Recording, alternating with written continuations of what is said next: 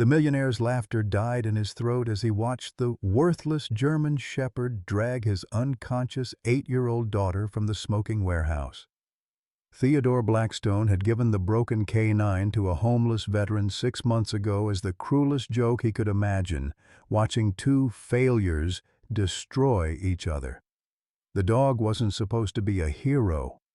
Emily's limp body hung from Ranger's gentle mouth while sirens wailed in the distance, the same animal Ted had dismissed as damaged goods now carrying his entire world to safety. Behind them, flames consumed the drug lab where she'd been held captive for 18 terrifying hours. Bill Crawford, the homeless man Ted had humiliated at that charity auction, stumbled out next, bleeding, beaten, but alive.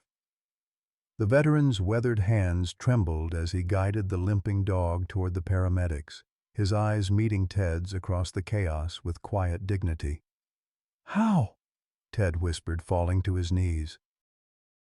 What had started as his revenge against a broken system had somehow become his salvation, and time was running out to understand why. Leave a like and share your thoughts in the comments along with the city you're watching. From now, let's continue with the story. 6 months earlier, autumn leaves scattered across Flagstaff's main street like discarded dreams, each one a reminder of things once beautiful now forgotten. The mountain town wore its seasonal coat with resigned dignity, much like the man who sat on the park bench watching children play with their dogs through the chain-link fence. William Bill Crawford adjusted his worn military jacket against the October chill, his weathered hands wrapped around a paper cup of coffee that had long since gone cold. At 68, he carried himself with the straight-backed posture of a soldier, though his clothes told a different story. Frayed at the edges, clean but patched, the uniform of America's invisible army of forgotten veterans. Behind him, a shopping cart held everything he owned, a sleeping bag, a few photographs in plastic sleeves, and a Purple Heart medal he'd never had the courage to sell, even when hunger gnawed at his belly. "Morning, Martha," he whispered to the faded photograph of his wife, a daily ritual that kept her memory alive. 3 years since cancer had taken her, 2 years since the medical bills had taken their home, and still he spoke to her every dawn as if she might answer. "Beautiful day for the kids, isn't it?" The playground echoed with laughter that reminded him painfully of his granddaughter Sarah, the one he'd never met, the one his son Michael had told him about in letters from Afghanistan before that final, terrible call from the Army chaplain. Across town, in the marble-floored mansion overlooking Pinebrook Estates, Theodore Blackstone stood at his floor-to-ceiling windows nursing his third bourbon of the morning. At 45, he commanded a real estate empire worth $50 million, yet the sprawling house felt more like a mausoleum than a home. Family portraits lined the mantelpiece. His father in police dress blues, his mother's shy smile, his late wife Sarah holding their newborn daughter Emily. All gone now, victims of a world that had failed them despite his wealth and influence. "Daddy, why do you look sad all the time?" 8-year-old Emily's voice startled him from his brooding. She stood in the doorway wearing her school uniform, backpack slung over one shoulder, blonde hair catching the morning light exactly like her mother's had. "I'm not sad, Princess," Ted lied smoothly, forcing a smile that never reached his eyes. "Just thinking about business." Emily studied him with the unnerving perception children possess, seeing through adult facades with uncomfortable clarity. "Mommy used to say thinking too much about sad things makes them grow bigger." Ted's jaw tightened. Sarah had been full of folksy wisdom, optimism that had died with her in that car accident, caused by an off-duty police officer who'd walked away from the crash that claimed Ted's wife. Another failure of the system he'd once trusted, another reason to believe that justice was just a word rich people used to control poor ones. "Run along to school, Em," he said, turning back to his window, and the town spread below like pieces on a chessboard he was determined to control. The Flagstaff Country Club's autumn charity gala buzzed with the kind of forced cheerfulness that only money could buy. Crystal chandeliers cast warm light over tables draped in ivory linen, while waiters in crisp white jackets navigated between guests clutching champagne flutes and practiced smiles. The annual Pause for Heroes benefit attracted the town's elite, each attendee wearing their philanthropy like expensive jewelry, visible, valuable, and ultimately hollow. Bill Crawford stood near the kitchen entrance, acutely aware that he didn't belong among the silk dresses and tailored suits. The event organizers had invited him as their token veteran, a living prop to add authenticity to their cause. His borrowed sport coat hung loose on his thinning frame, the fabric smelling faintly of mothballs in someone else's life. Around him, conversations flowed in hushed tones punctuated by polite laughter, but he caught the sideways glances, the way people stepped slightly away when he approached the hors d'oeuvres table. "Such a tragedy about these poor animals," a woman in pearls murmured to her companion, gesturing toward the makeshift stage where tomorrow's auction items were displayed. "Simply heartbreaking what they go through." Bill bit back a bitter laugh. These people threw money at problems from a safe distance, never getting their hands dirty with the real work of healing. He'd seen it before, committees and fundraisers that made participants feel noble while changing nothing fundamental about the system that created the problems in the first place. The main auction item sat in a portable kennel center stage, drawing curious stares and uncomfortable whispers. Ranger, a 6-year-old German shepherd, pressed himself against the back corner of his cage, amber eyes darting nervously at every sound. Once, this dog had weighed a powerful 85 pounds of muscle and intelligence. Now he was a shadow of himself at barely 52 pounds, his ribs visible through dull, patchy fur. A small placard identified him as a retired DEA K-9 seeking a loving home, but it didn't mention the PTSD that made him tremble at sudden noises, or the fact that 3 previous adoption attempts had failed when families couldn't handle his psychological trauma. Bill recognized the look in Ranger's eyes, the hollow stare of someone who'd seen too much, lost too much, and stopped believing that safety was possible. It was the same expression he saw in his bathroom mirror every morning. The evening's festivities continued around them, a carefully orchestrated dance of wealth and self-congratulation. Local news cameras captured footage of smiling donors, while a jazz quartet played softly in the corner. The auctioneer, a portly man with a booming voice and practiced charm, warmed up the crowd with smaller items: vacation packages, wine collections, artwork donated by local galleries. Then Theodore Blackstone arrived. Ted's entrance caused a subtle shift in the room's energy, conversations pausing as heads turned toward the tall figure in the perfectly fitted tuxedo. He moved through the crowd with the confident stride of someone accustomed to deference, nodding at acquaintances but keeping his distance from deeper interactions. His reputation preceded him. The successful businessman who'd built an empire after losing everything, the single father raising his daughter alone, the man whose generous donations came with an edge of bitter judgment.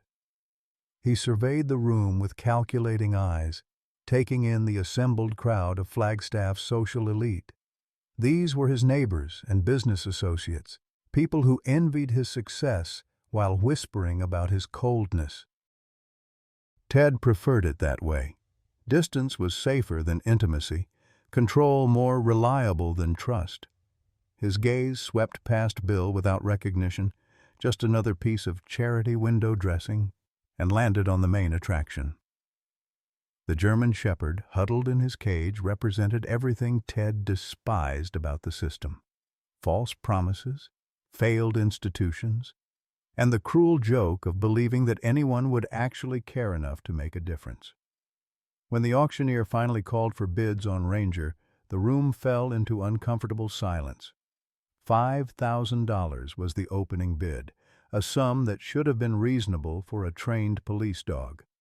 But Ranger's reputation preceded him. the K-9 who'd been retired after a traumatic incident, whose psychological damage made him unsuitable for police work and difficult for civilian adoption. "Do I hear 5,000? The auctioneer repeated, his voice carrying a note of desperation. The silence stretched longer, punctuated only by the clink of glasses and nervous shuffling. 4,000? 3? The bids dropped steadily as discomfort filled the room. Nobody wanted to take responsibility for a broken animal, no matter how noble the cause appeared on paper. Bill watched the humiliating spectacle with growing anger. This wasn't charity, it was theater, performed by people who would go home to their mansions and forget about the damaged dog they'd been too uncomfortable to help. Ranger seemed to sense the rejection, pressing himself deeper into the corner of his cage as the bids fell to insulting levels. That's when Ted Blackstone raised his hand, and everything changed. $1,000. Ted's voice cut through the auction room's uncomfortable silence like a blade through silk. Every head turned toward him, relief washing over faces that had been avoiding eye contact with the stage. Here was their salvation, the wealthy businessman stepping in to resolve their collective embarrassment. The auctioneer's face lit up with practiced enthusiasm. 1,000 from Mr. Blackstone. Do I hear 1,100? But Ted wasn't finished. He stepped forward, his polished shoes clicking against the marble floor as conversations died around him. Actually, I'd like to propose something different. His smile was sharp, predatory, the expression of a man about to enjoy himself at someone else's expense. I'll pay the 1,000, but I want to donate this asset to someone who truly deserves it. He gestured toward Bill with theatrical flourish, and every eye in the room followed his pointed finger. Bill felt the weight of their stares like physical pressure, his military posture straightening instinctively under scrutiny. Around him, whispers began, some puzzled, others intrigued by this unexpected twist in the evening's entertainment. "Our honored veteran here," Ted continued, his voice carrying clearly through the suddenly silent room, "has given so much to our country. Surely he deserves a companion as dedicated as he is." The pause before dedicated was subtle but deliberate, a verbal wink to the audience that they were witnessing something more complex than simple charity. Applause began slowly, then built to a crescendo as the crowd convinced themselves they were witnessing genuine generosity. Bill stood frozen, recognizing the trap but unable to escape without causing a scene. He could see it in Ted's eyes, the calculated cruelty disguised as kindness, the same look bullies wore when they tortured insects while calling it science. The auctioneer banged his gavel with obvious relief. "Sold! To Mr. Blackstone for donation to our honored veteran." More applause, cameras flashing as the moment was captured for tomorrow's society pages. The perfect photo opportunity. Wealthy philanthropist helping unfortunate veteran, with a rescued animal completing the heartwarming tableau. As the crowd began to disperse toward the bar and dessert station, Ted approached Bill with his hand extended in a gesture that looked friendly from a distance. His grip was firm, his smile never wavering, but his voice dropped to a whisper that only Bill could hear. "Enjoy your new burden," Ted murmured, his eyes glittering with malicious satisfaction. "I thought you might appreciate having something as broken and useless as yourself to keep you company. Consider it a matched set, 2 failures nobody wants." Bill's jaw tightened, but decades of military discipline kept his expression neutral. He'd faced enemies before, men who found pleasure in others' pain, and he recognized the breed. This wasn't about the dog or charity, it was about power, about a rich man amusing himself by watching poor people squirm. "Thank you for your generosity," Bill replied quietly, his dignity intact despite the circumstances. He wouldn't give this man the satisfaction of seeing him break. 20 minutes later, Bill found himself standing outside the country club's service entrance with a traumatized German shepherd on a borrowed leash. The night air carried the scent of pine and approaching winter, a sharp contrast to the overheated atmosphere he'd just escaped. Ranger pressed against his legs, seeking comfort from the only person who seemed willing to offer it. The first month was harder than Bill had anticipated. Ranger wouldn't eat from metal bowls. The clatter reminded him of gunfire. He refused to enter enclosed spaces without checking every corner first, his training warring with his trauma in ways that left both dog and man exhausted. Most nights, they slept under the stars behind the Salvation Army. Ranger's body pressed against Bill's side as they shared warmth and nightmares. But slowly, almost imperceptibly, something began to shift between them. Bill's hands, steady from years of handling military working dogs, moved with patient gentleness as he worked knots from Ranger's matted fur. He spoke in the low, calm tones he'd once used with his canine partners, sharing stories of other dogs he'd known and loved. Ranger began to relax, his tail offering tentative wags when Bill returned from his daily searches for food and odd jobs. The breakthrough came on a gray November morning in Thorpe Park. Bill was feeding pigeons with day-old bread when Ranger suddenly went rigid, his nose working the air with focused intensity. The dog's entire demeanor changed, shoulders squaring, head high, every inch the professional working animal he'd once been. He moved toward a cluster of teenagers with purposeful strides, Bill following on the leash. When they reached the group, Ranger sat and stared at a particular backpack with laser focus. His training was unmistakable. This was an alert, the same behavior that had once made him valuable to law enforcement. The teenagers scattered nervously, leaving the bag behind, and when police arrived 20 minutes later in response to Bill's careful phone call, they found nearly 2 pounds of methamphetamine hidden in the backpack's false bottom. Officer Martinez, a young patrolman with kind eyes, shook Bill's hand with genuine respect. "Haven't seen detective work that clean in months. How'd you know?" Bill looked down at Ranger, who was accepting praise and gentle pats with growing confidence. "Sometimes the best officers come with 4 legs," he said simply. That night, as they settled into their usual spot behind the shelter, Bill spoke to Martha's photograph with something approaching hope in his voice. "Think we might have found each other, sweetheart. Both of us just needed someone who understood what we'd been through." Ranger's answer was a contented sigh as he rested his graying muzzle on Bill's knee, and for the first time in years, neither of them felt quite so alone. Winter melted into spring with unusual gentleness, and with it came changes that surprised everyone in Flagstaff, most of all Bill Crawford himself. The methamphetamine bust had been just the beginning. Ranger's nose, it turned out, was far from broken. His instincts remained sharp as a blade, honed by years of DEA training that trauma couldn't erase. What had been damaged was his trust, and that was something Bill understood intimately. By February, they had assisted in 4 more drug-related arrests, each one building Ranger's confidence and earning grudging respect from local law enforcement. Officer Martinez had become an unofficial liaison, checking in on them regularly and ensuring their tips received proper attention. The local newspaper ran a small story about the unlikely crime-fighting duo, though they buried it on page 6 between classified ads and weather reports. The story caught Emily Blackstone's attention during a slow morning at Flagstaff Elementary. At 8 years old, she possessed the fearless curiosity that adults had trained out of themselves, and something about the picture of the man and dog touched her in ways she couldn't articulate. When she spotted them during recess, sitting peacefully in the park across from her school, she made a decision that would change everything.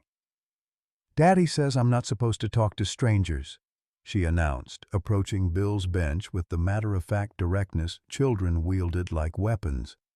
"But you don't look stranger than anyone else." Bill looked up from the book he'd been reading aloud to Ranger, a habit that seemed to calm the dog's nerves, and found himself face to face with the most beautiful child he'd ever seen. Golden hair caught the afternoon sunlight, and her eyes held the same fearless intelligence his granddaughter might have possessed if fate had been kinder. "Your daddy's right," Bill said gently, closing the book but keeping his finger in place. Stranger danger is real, but sometimes strangers are just friends you haven't met yet. Emily studied Ranger with the scientific intensity children brought to new discoveries. "Is he sad? He looks like he's thinking about sad things." The question hit Bill like a physical blow, its accuracy devastating. "Sometimes," he admitted, "but he's getting better. We both are." What followed became a daily ritual that neither of them discussed, but both treasured. Emily would appear at the fence during recess, sharing stories about her day while Ranger listened with the patience of a trained therapy animal. She brought leftover sandwiches from lunch, apple slices, and once a drawing she'd made of Ranger flying through clouds with angel wings. "My teacher says all dogs go to heaven," she explained, pressing the picture through the chain-link fence. "But I think some dogs are already angels. They just forgot." Bill taped the drawing inside his coat pocket, next to Martha's photograph. That night, he showed it to Ranger, who sniffed the paper carefully before settling down with what Bill could have sworn was a contented smile. The relationship might have continued indefinitely in this innocent pattern if not for Marcus Valdez. Valdez ran the most sophisticated drug operation Flagstaff had ever seen, moving product through a network of teenage dealers who used the schools as distribution points. He'd watched Bill and Ranger's success with growing concern, recognizing a threat when he saw one. The old man and his dog were costing him money, and that was unacceptable. The first warning came as a phone call to the Salvation Army's main line.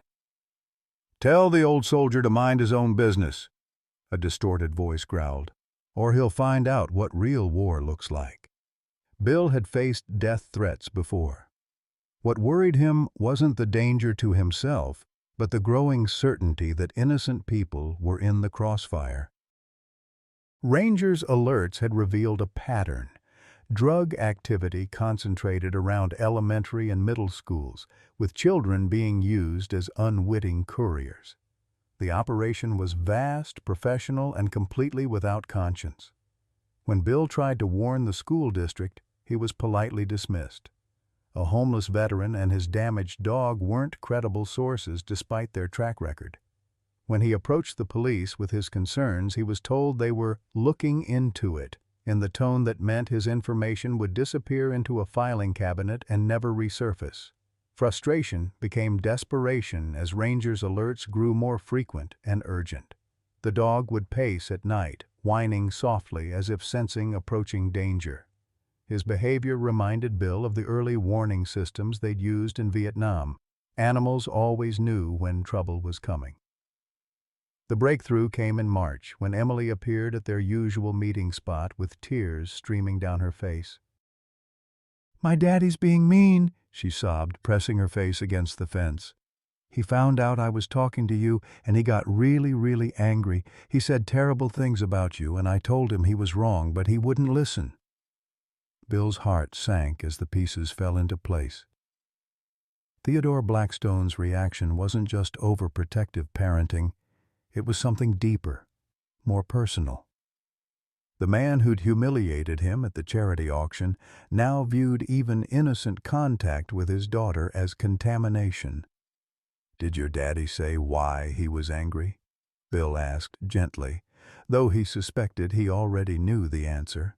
"He said you were dangerous and that I should never talk to poor people because they want to hurt rich people like us." Emily's voice carried the confused pain of a child forced to confront adult cruelty. "But you're not dangerous. You're nice, and Ranger is nice, and Daddy's wrong." That afternoon, Ted Blackstone appeared in person.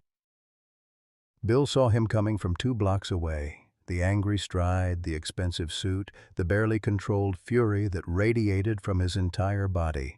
Ranger sensed the approaching confrontation and moved protectively closer to Bill, though his tail remained down in submission rather than aggression. "Stay away from my daughter," Ted snarled without preamble, his voice carrying across the park like a whip crack. "I don't know what sick game you're playing, but it ends now." Bill rose slowly from the bench, his dignity intact despite the public nature of the confrontation. Other parents had stopped to watch, children pausing their games as adult drama unfolded in their safe space. "I never approached your daughter," Bill said quietly. "She comes to the fence to talk. I listen because she seems lonely." "Lonely?" Ted's laugh was harsh, bitter. "She has everything money can buy. She doesn't need charity from someone like you." "Everything except a father who has time to listen," Bill replied, the words escaping before he could stop them. The silence that followed was electric with tension. Ted's face flushed red, his hands clenching into fists as he stepped closer. "How dare you judge me? You don't know anything about my life, about what I've been through." "I know about loss," Bill said simply. "I know about anger. And I know that taking it out on innocent people doesn't make the pain stop." For a moment something flickered in Ted's eyes.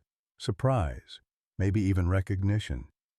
But it was quickly replaced by renewed fury as he noticed the small crowd that had gathered to watch their confrontation.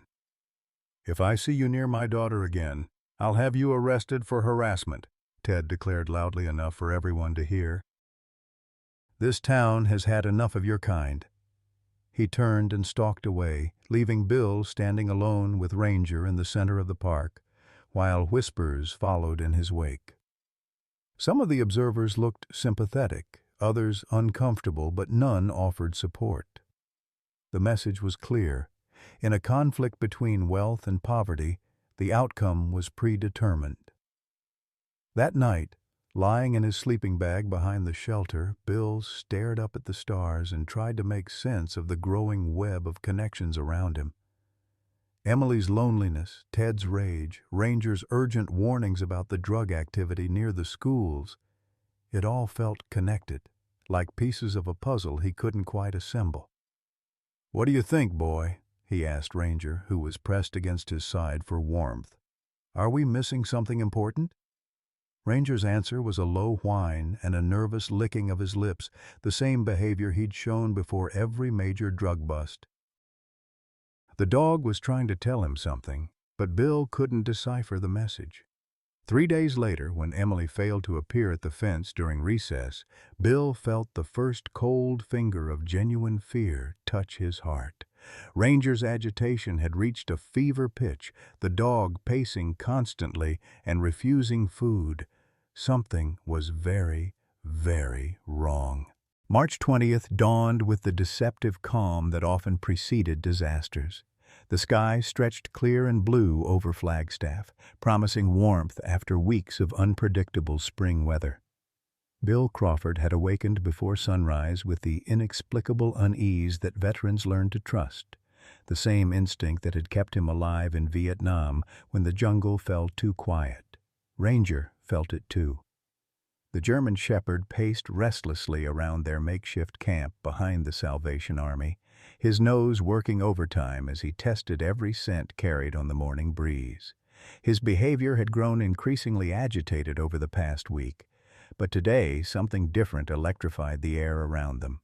The dog's ears swiveled constantly, tracking sounds Bill couldn't hear, and his hackles remained partially raised despite the peaceful morning.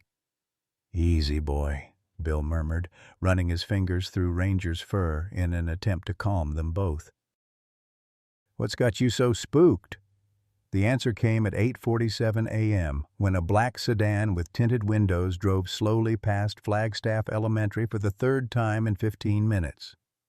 Bill noticed because he'd positioned himself across the street from the school, close enough to ensure Emily's safety without violating Ted's restraining order, far enough to avoid legal complications. His vigil had become routine since their confrontation. a way to ease the guilt of being unable to protect the one bright spot in his otherwise gray existence. Ranger's reaction to the sedan was immediate and visceral. The dog went rigid, his training overriding trauma as every instinct screamed danger. This wasn't the unfocused anxiety that had plagued him for months. This was the sharp, purposeful alertness of a professional working dog identifying a legitimate threat. "Talk to me, Ranger," Bill whispered, following the dog's intense gaze. "What do you see?" The sedan made another pass, slower this time, and Bill caught a glimpse of the driver, a thin man with prison tattoos covering his neck, the kind of predator who'd learned to hunt in concrete jungles. In the passenger seat sat another figure, this one wearing a baseball cap pulled low over his face. Neither man belonged in this neighborhood of soccer moms and morning joggers.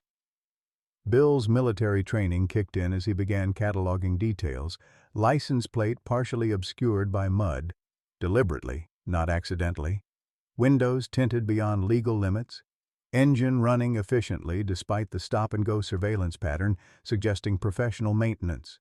These weren't random criminals, they were soldiers in someone else's war. At 3:15 p.m., when the school bell released its daily flood of children, Bill watched Emily emerge from the building with her usual group of friends. She walked with the unconscious confidence of a child who'd never known real danger, her blonde hair catching sunlight as she laughed at something one of her classmates had said. For a moment, Bill allowed himself to imagine she was his granddaughter, to pretend that innocence and joy still had a place in his world. The black sedan appeared at the corner just as Emily separated from her friends, taking her usual route toward the park where her nanny would meet her. Bill's blood turned to ice as he recognized the hunting pattern. The predators had identified their prey and were moving in for the kill. "No," he breathed, his legs already carrying him forward as Ranger exploded into motion beside him. But they were too far away, separated by traffic and distance and the cruel mathematics of time and space that always favored the hunters over the protectors. The abduction was professional, efficient, over in less than 30 seconds. The sedan pulled alongside Emily just as she reached the park's edge. Two men emerged, their movements coordinated and practiced. One grabbed Emily while the other scanned for witnesses, their faces hidden by surgical masks that looked like COVID precautions to casual observers. Emily's scream cut through the afternoon air for exactly 3 seconds before a chloroform-soaked cloth silenced her. Bill ran harder than he had in 20 years, his arthritic joints screaming protests he ignored. Behind him, Ranger's paws thundered against asphalt as the dog channeled every ounce of his training into the pursuit. But the sedan was already pulling away, merging into traffic with the practiced ease of professionals who'd done this before. "Help!" Bill shouted to passing motorists, but his words were lost in the urban cacophony of engines and sirens that seemed to come from everywhere and nowhere at once. "Call 911, child abduction!" A jogger with earbuds ignored him completely. A woman in an SUV looked annoyed at his frantic gestures, rolling up her window as if poverty might be contagious. Only Mrs. Henderson, an elderly teacher from the elementary school, seemed to understand the gravity of what had just occurred. "I saw it too," she gasped, pulling out her cell phone with shaking fingers. "Oh my God, they took little Emily Blackstone." The next 4 hours passed in a blur of police statements, amber alerts, and the kind of coordinated chaos that only missing children could generate. Bill found himself answering the same questions repeatedly. What did you see? When did you see it? Why were you watching the school? Do you have any connection to the victim's family? Detective Sarah Rodriguez treated him with professional courtesy, tinged by skepticism. A homeless veteran with PTSD wasn't exactly their most reliable witness, despite his recent string of successful drug tips. "Mr. Crawford, I need you to understand that we're following every lead, but I have to ask, is there any reason someone might target you through this child? Any enemies who might—" "This isn't about me," Bill interrupted, his patience finally snapping. "This is about a little girl who's in danger while we waste time on stupid questions. Marcus Valdez's people have been watching the school for weeks. Check the security cameras. Black sedan, license plate Charlie Delta 7 something, mud deliberately obscuring the rest." Rodriguez's eyebrows rose. "How do you know about Marcus Valdez?" "Because Ranger and I have been tracking his network for months while you people filed our reports and did nothing. That little girl is in a warehouse somewhere, probably the abandoned textile plant on Industrial Boulevard. And every minute we stand here talking is a minute closer to them moving her out of state." For the first time, the detective looked genuinely interested. "What makes you think the textile plant?" Bill pointed to Ranger, who was still agitated, still tracking scents invisible to human senses. "Because he's been alerting on that location for 3 weeks, and today he's not just smelling drugs, he's smelling fear." As if responding to his name, Ranger moved to Bill's side and looked up with amber eyes that seemed to hold human intelligence. The dog's message was clear. They were wasting precious time with bureaucracy while a child's life hung in the balance. Detective Rodriguez stared at the unlikely pair for a long moment, weighing official procedure against desperate instinct. Finally, she made the decision that would determine whether Emily Blackstone lived or died. "Show me," she said, reaching for her radio.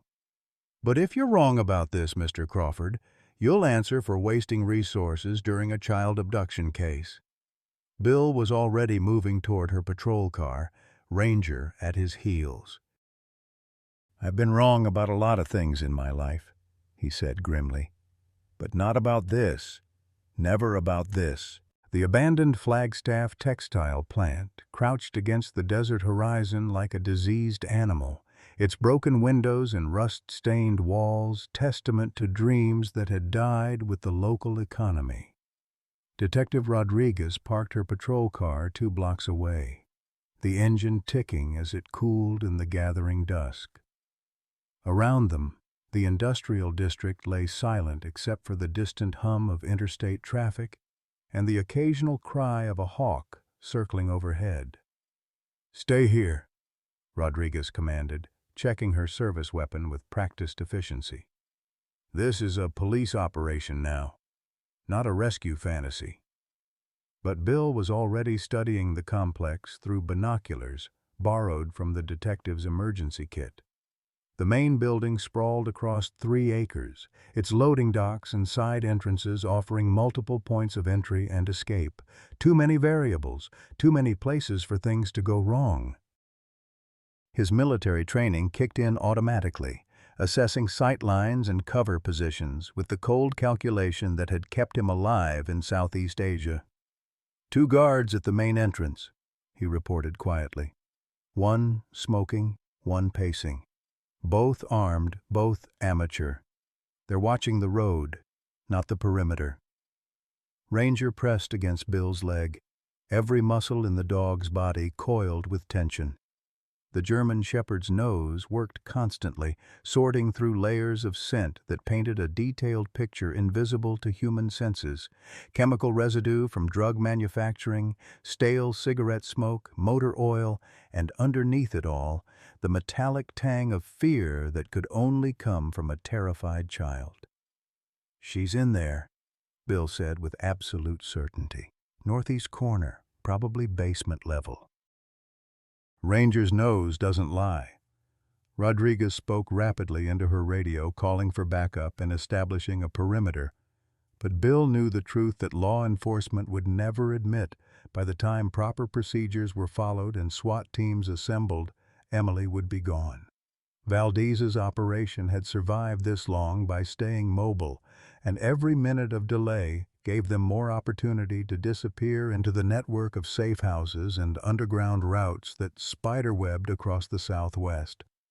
"How long for backup?" Bill asked, though he already knew the answer. 20 minutes minimum," Rodriguez replied, her frustration evident. "We have protocols." The sound of a diesel engine roaring to life cut through her explanation. Through the binoculars, Bill watched a panel truck emerge from the plant's rear loading dock, its headlights cutting pale swaths through the growing darkness. Even from this distance, he could see the deliberate urgency in the way the vehicle moved, not fleeing but relocating according to predetermined plans. "They're moving her," Bill said, lowering the binoculars. "Now!" Rodriguez keyed her radio again, but the response crackled with static and confusion. The backup units were scattered across town responding to other calls. The SWAT team was 40 minutes out, and the helicopter was grounded for maintenance. Emily Blackstone was disappearing into the desert, while bureaucracy strangled any hope of rescue. "I can't wait," Bill announced, rising from his crouch behind the patrol car. "Mr. Crawford, you are not a police officer. You cannot—" "I'm a soldier," Bill interrupted, his voice carrying the authority of 3 decades in uniform. "And that little girl is dying while we follow rules written by people who've never watched children disappear into the dark." Rangers seemed to understand the shift in their mission. The dog's anxiety transformed into focused determination, his training overriding months of trauma as he prepared for work that demanded everything he had left to give. This was what he'd been born for, not the broken animal Ted Blackstone had discarded, but the professional warrior who'd spent years protecting innocents from predators. "If you go in there alone, you'll get that child killed," Rodriguez warned. But her hand was already moving toward her own service weapon. The maternal instinct that had drawn her to law enforcement warred with regulations that felt increasingly meaningless as Emily's life slipped away second by second. Bill checked his watch. 7:43 p.m. Emily had been missing for over 4 hours, and every study on child abduction painted the same grim picture. The first 24 hours were critical, but the real deadline was much shorter. After 6 hours, recovery rates dropped dramatically. After 12 hours, they were usually looking for a body instead of a living child. "Cover the exits," Bill said, moving toward the fence line with Ranger at his side. "When we flush them out, be ready." "This is insane," Rodriguez muttered, but she was already repositioning herself for a clear shot at the loading dock. The last thing Bill heard before he disappeared into the shadows was the detective's voice on her radio. "Dispatch, this is Rodriguez. Be advised we have civilians attempting entry at the textile plant. Request immediate backup and ambulance on standby." Then there was only the sound of his own breathing, Ranger's pause on concrete, and the terrible weight of knowing that an 8-year-old girl's life depended on 2 broken soldiers who'd already lost everything they'd ever tried to protect. The warehouse swallowed them like a concrete tomb, and in the darkness ahead, Emily Blackstone was running out of time. The warehouse interior reeked of decades-old machine oil and fresh terror. Bill moved through the shadows with the fluid grace of someone who'd learned to hunt humans in Vietnamese jungles, while Ranger's nose guided them through a maze of abandoned textile machinery toward the source of Emily's scent. Rust-covered looms and spinning frames created a metallic forest, their broken shadows dancing in the weak light that filtered through grimy skylights. They found Emily in a storage room that had been converted into a makeshift prison. She sat huddled in the corner, her school uniform torn and dirty, blonde hair matted with tears and grime. Duct tape covered her mouth, and plastic zip ties bound her wrists, but her eyes blazed with the fierce defiance that only children possessed, the stubborn refusal to surrender that adults learn to abandon. When she saw Ranger, recognition flooded her face. The dog she'd fed through playground fences, the gentle giant who'd listened to her stories with infinite patience, had somehow found her in this nightmare. Hope replaced terror as she realized she wasn't alone anymore. Bill's hands shook as he cut through Emily's restraints with a pocket knife that had seen too many dark purposes over the years. "Easy, sweetheart," he whispered, his voice barely audible above the sound of his own thundering heartbeat. "We're going to get you out of here." Emily nodded frantically, pressing herself against Ranger's warm fur as Bill surveyed their options. The main corridor they'd used to enter was compromised. Voices echoed from that direction, growing louder and more agitated. Someone had discovered their breach, and the entire complex was stirring like a disturbed ant-hill. 2 more minutes and the truck would have been gone, a gravelly voice snarled from somewhere in the warehouse. Search every room. Find them before they reach the perimeter. Bill counted at least 4 distinct voices, maybe 5. Professional criminals with military-grade weapons, coordinated communications, and the kind of cold efficiency that came from years of trafficking in human misery. Against them stood a 68-year-old veteran with arthritis, a traumatized police dog, and a terrified 8-year-old girl. The odds should have been impossible. That's when Ranger proved that some things couldn't be broken, only temporarily misplaced. The German Shepherd's entire demeanor transformed as his suppressed training reasserted itself. His shoulders squared, his head lifted, and suddenly he wasn't the cowering victim Ted Blackstone had discarded. He was 80 pounds of precision-trained violence with protective instincts that overrode every trace of psychological damage. This wasn't just a rescue mission. It was personal vindication for every moment of doubt and self-hatred he'd endured. "Follow me," Bill breathed into Emily's ear. "Stay low, stay quiet, and trust the dog."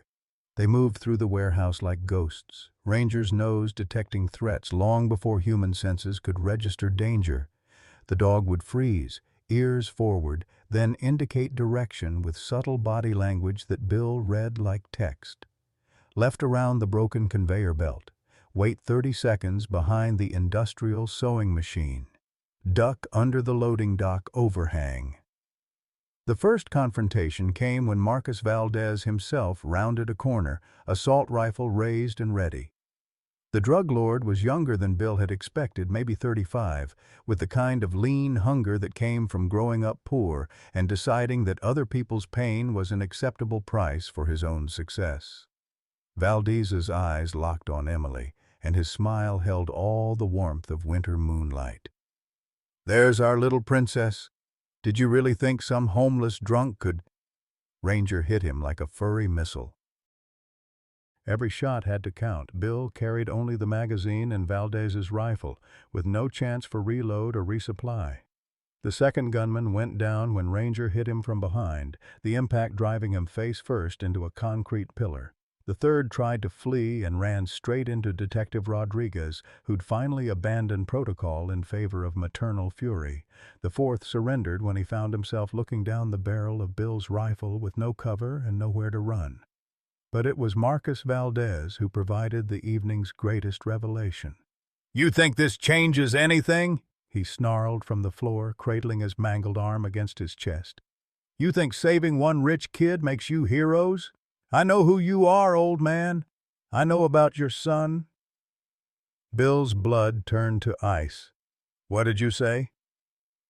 Staff Sergeant Michael Crawford, killed in Afghanistan 2015, ambushed by Taliban fighters who got their intel from corrupt Afghan police. Valdez's smile was vicious despite his pain. Same police who bought their weapons with money from my drug sales. Your boy died because of product I moved through Phoenix 5 years ago." The rifle trembled in Bill's hands as the truth hit him like a physical blow. The man responsible for Michael's death had been operating in his own backyard, using the same routes and connections that had just endangered Emily. The cosmic joke was perfect in its cruelty. He'd spent months tracking the organization that had killed his son without ever knowing it. "Small world," Valdez whispered, blood flecking his lips. Almost like God has a sense of humor. That's when the sirens finally arrived, painting the warehouse walls with red and blue light as Flagstaff's entire police force descended on the textile plant. Emily was safe, the drug ring was broken, and justice had been served in ways nobody could have predicted. But Bill Crawford stood among the wreckage of his enemy's empire, holding a trembling child and a loyal dog, wondering if redemption always came with such a bitter taste. The ambulance bay at Flagstaff Medical Center hummed with controlled chaos as paramedics wheeled Emily through automatic doors that hissed shut behind them.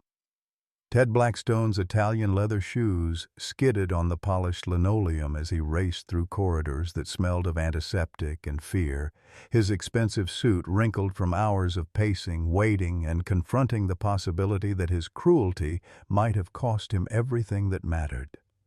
He found Bill Crawford in the emergency waiting room, slumped in a plastic chair with Ranger lying at his feet. The old veteran's clothes were torn and blood-stained, his face bearing the pallor of someone who'd pushed his aging body beyond all reasonable limits.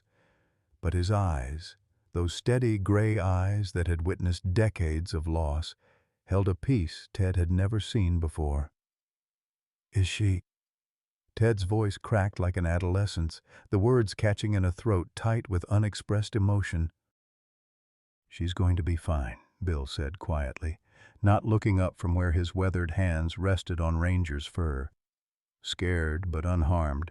The doctors are checking her over now, but she's tough. Tougher than either of us gave her credit for." Ted collapsed into the chair beside him, the fight draining out of his body like air from a punctured balloon. For 6 months, he'd carried his hatred like armor, using it to shield himself from the vulnerability that came with caring about other people.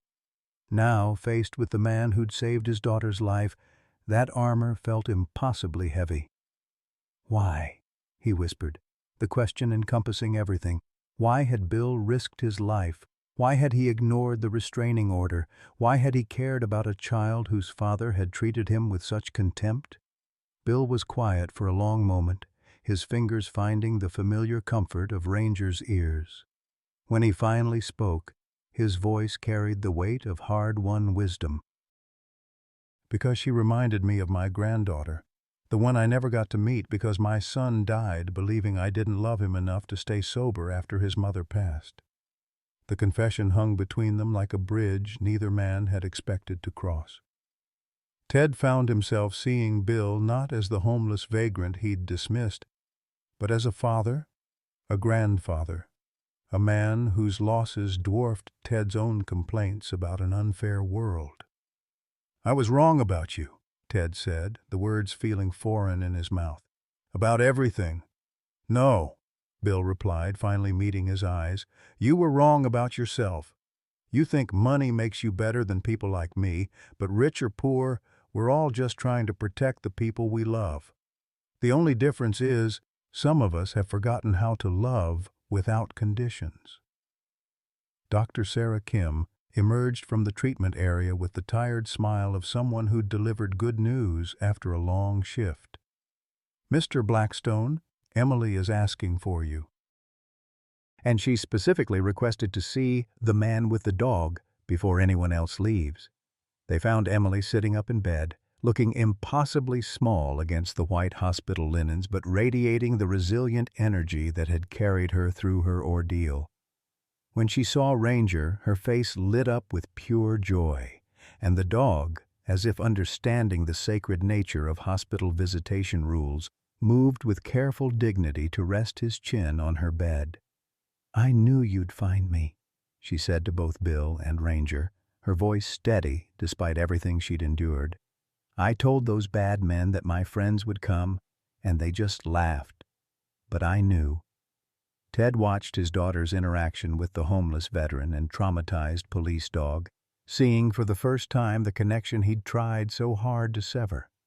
Emily's instincts had been better than his prejudices. She'd recognized character where he'd seen only circumstances, found love where he'd insisted on seeing threat. "Daddy," Emily said, turning to him with the frank honesty children wielded like surgical instruments, "you need to apologize to Mr. Bill. He saved my life, and you were mean to him." The apology stuck in Ted's throat like a physical obstruction. He'd built his identity around being strong, successful, untouchable. Admitting fault felt like dismantling himself piece by piece. But his daughter's expectant gaze and Bill's patient silence created a space where pride became a luxury he could no longer afford. "I'm sorry," he said finally, the words emerging rough and unpracticed. "I was angry at the world and I took it out on you because you couldn't fight back. That was cowardice, not strength." Bill nodded, accepting the apology without triumph or smugness. "Anger's a poison we drink, hoping other people will die from it."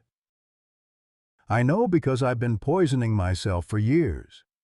Over the following weeks, as Emily recovered and the news media moved on to other stories, something extraordinary began to take shape in Flagstaff. Ted's guilt transformed into action as he established the Crawford Ranger Foundation, dedicated to supporting homeless veterans and retired police dogs. The foundation's first initiative was a residential facility where traumatized veterans could heal alongside damaged K-9 officers, recognizing that some wounds required more than individual treatment. Bill found himself in the unexpected position of being the foundation's first director, his intimate understanding of both veteran issues and dog psychology making him uniquely qualified for work he'd never imagined doing. The small apartment Ted provided felt like a palace after years of sleeping rough, but more important was the sense of purpose that came with helping others find their way back from the edge. Ranger thrived in his new role as therapy dog, his gentle nature and professional training creating connections with veterans who'd lost faith in their own worth. Children from the local schools began visiting regularly, learning about service and sacrifice from dogs and humans who understood both concepts intimately. Emily became the foundation's most enthusiastic volunteer, organizing fundraisers with the ruthless efficiency only children possessed. Her favorite activity was reading to the dogs during their recovery periods, continuing the tradition she'd started with Ranger in more innocent times. The transformation wasn't limited to the foundation's direct beneficiaries. Ted discovered that wealth used as a weapon was a poor substitute for wealth used as a tool for healing. His business acumen, channeled toward solving social problems rather than accumulating profit, created ripple effects throughout the community. Other wealthy families began their own initiatives, as if Ted's example had given them permission to care openly about issues they'd previously ignored. On a warm evening in late autumn, exactly 1 year after the charity auction that had brought them together through cruelty, Bill and Ted sat on the foundation's front porch, watching Emily teach a group of children how to properly approach nervous dogs. Ranger supervised the lesson with the patience of a master teacher, demonstrating that healing was possible even for the most damaged souls. "You know what I learned from all this?" Ted said, scratching behind Ranger's ears as the dog settled between their chairs. "What's that?" "Sometimes the worst thing that happens to you turns out to be the best thing that could have happened. I thought I was punishing you by giving you a broken dog. Instead, I gave you exactly what you needed to save my daughter's life." Bill smiled, watching Emily giggle as a young German Shepherd puppy, one of Ranger's offspring, tried to steal her shoelaces. "Martha used to say that God writes straight with crooked lines. I never understood what she meant until now." The sunset painted the Arizona sky in shades of gold and crimson, and for the first time in years, both men felt like they were exactly where they belonged. Sometimes, life's cruelest jokes become our greatest blessings in disguise. Bill Crawford thought he'd lost everything: his family, his home, his purpose, until a millionaire's cruel gift of a broken police dog became the key to saving a child's life and finding his own redemption. At 68, sleeping behind a homeless shelter, Bill discovered that rock bottom can be the strongest foundation for rebuilding your life.